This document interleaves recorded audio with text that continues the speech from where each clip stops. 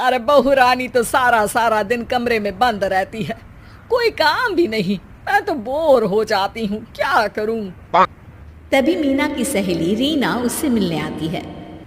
अरे मेरे घर का भी यही हाल है, बेटा ऑफिस और बहू कमरे में बंद, समय काटे नहीं कटता। लेकिन अब सच मानो तो वक्त ही नहीं है कि वक्त से रोटी भी खा लूं। अरे बहन, मुझे भी बता दे कौन सा जादू चलाया है। मैं भी अब जिंदगी के बचे कुचे दिन आराम से काट लूं। दीवारें देख देख कर तो बोर हो गई हूं मैं। रीना मीना को एक स्मार्टफोन देती है। ये ले, ये है वो छड़ी जो जादू करती है। इसमें मैंने तेरा फेसबुक अकाउंट भी बनाया है, एंजल प्रिया के नाम से। बस अब यहाँ दोस्त बना और सबसे बातें कर। सास को पहले तो उतना समझ नहीं आता है, लेकिन धीरे धीरे वो उसकी आदत डाल लेती है। माँ जी जल्दी से खाना खा लीजिए, मुझे थोड़ा काम है। अरे तू जा, मैं खा लूंगी, अभी वक्त नहीं है। और सासू माँ मोबाइल में मुंह गड़ाए जवाब दे देती है। बहू समझ ही नहीं पाती और वहां से कमरे में चली जाती है। अचानक सास को किसी प्यारी पिंकी की फ्रेंड रिक्वेस्ट आती है। अरे वाह, ये तो कोई प्यारी सी लड़की लगती है, बात करती हूँ। सास फ्रेंड रिक्वेस्ट अपनाकर बात करने लगती है। अब क्या था, सास सारा दिन उस सहेली से बात करती, अपनी कहती उसकी सुनती। एक दिन सास फोन पर ही सरगड़ाए। अरे बहू, जरा मंदिर के लिए थाली सजा दे, आज कीर्तन है। बहू फोन पर किसी को मैसेज टाइप करते कहती है। माँ जी क्या है, अब मुझे क्या पता कि आपको कौन कौन से भगवान की पूजा करनी होती है। तभी सास के पास कोई मैसेज आता है। अच्छा अच्छा ठीक है, रहने दे, मैं ही कर लूंगी। अब मैंने मना थोड़ी ना किया है, कर देती हूँ मैं। अब मैंने भी बोला ना कि थोड़ी देर में बात करती हूँ, तो मैं ही कर लेती हूँ, तू जा अपने कमरे में।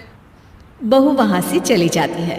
सास मंदिर पहुंचती है और मंदिर की सीढ़ियों पर बैठकर सास फोन पर लिखती है। अरे मेरी बहू सारा दिन अपने कमरे में बैठी रहती है। वहां से रिप्लाई आता है। मैं आपकी बहू को तो जानती नहीं हूँ, लेकिन हाँ एक बात है, हो सकता है आपने उसे ताने दिए होंगे या फिर उसका दिल दुखाया होगा। ऐसा करने पर बहुओं का मन ससुराल से हट जाता है। याद रखिए, बहू और बेटी में फर्क होता है। सास घर जाती है और बहू से बड़े ही प्यार से बात करती है, उसके लिए खाना बनाती है, उसे गिफ्ट में साड़ी भी देती है। जिसके बाद अगले दिन, माँ जी चलिए, आज मैं भी आपके साथ मंदिर चलती हूँ, आते वक्त भोले भैया के गोलगप्पे खा कर आएंगे। अरे हाँ बहू, ये तो अच्छा है, चलो। सास मन में सोचती है कि उसकी फेसबुक वाली दोस्त कितनी अच्छी है। उसके समझाने से उसे उसकी बहू वापस मिल गई। वो बहू को अपनी दोस्त के बारे में बताने का सोचती है, लेकिन फिर चुप हो जाती है। बहू फोन पर टाइप करती है। मेरी सास मुझे नौकरानी समझती है, एक गिलास पानी तक खुद नहीं लेती। मन तो करता है कि बोल दूं, मैं बहू हूँ, कोई नौकरानी नहीं। वहां से रिप्लाई आता है। देखो, तुम्हारी सास को तो मैं भी नहीं जानती, लेकिन वो बुजुर्ग होंगी। पूरा जीवन उन्होंने घर गृहस्थी चूल्हा चौका में निकाल दिया। और फिर तुम ये भी मत भूलो कि जिस पति पर तुमको इतना गर्व है, उसे भी शिक्षा उन्होंने ही दी है। तो जिसने तुम्हें इतना दिया, क्या तुम उनकी थोड़ी सी सेवा नहीं कर सकती?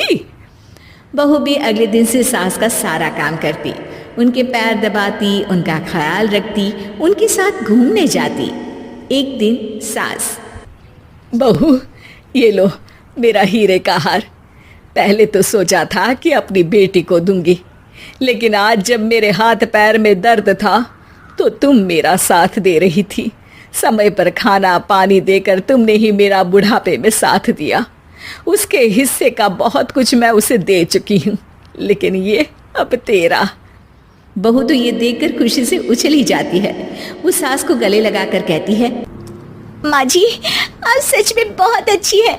भला हो उस एंजल प्रिया का जिसने मुझे आपसे वापस मिलवा दिया, वरना मैं तो हमेशा आपको गलत ही समझती। मैं तो सोचती थी काश वो एंजल प्रिया मेरी सास होती। क्या नाम लिया बहू?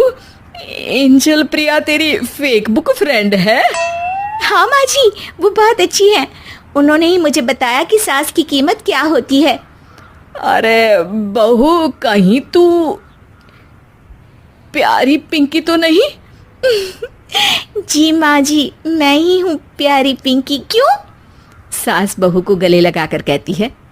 मैं भी यही सोचती थी कि काश प्यारी पिंकी मेरी बहू होती। शुक्रिया बहू। सासू माँ, शुक्रिया तो हम दोनों को फेसबुक और सोशल मीडिया का करना चाहिए, जिसने हम दोनों को एक दूसरे से दिल से मिला दिया। अब तक दोनों को समझ आ गया था कि जो खुशी वो बाहर ढूंढ रहे थे, सच में तो वो उनके घर में ही थी।